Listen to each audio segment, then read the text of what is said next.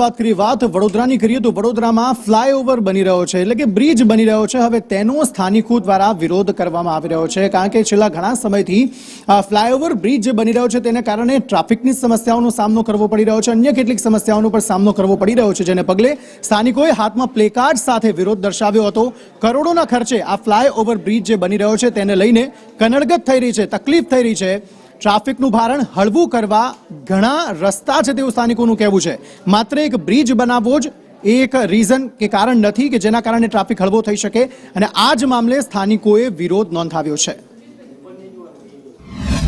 હાલના બધા નીલાંબર વાળા ને બધા રોડ ખુલી જવાથી ટ્રાફિકનો ભારણ બહુ ઓછો છે।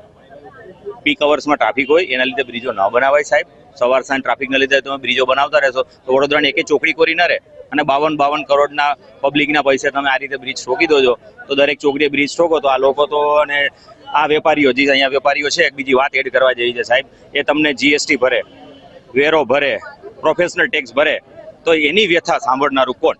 સવારે 2 કલાક અને સાંજે 2 કલાકના ટ્રાફિક સોલ્યુશન માટે ફ્લાયઓવરની રિક્વાયરમેન્ટ ના હોય।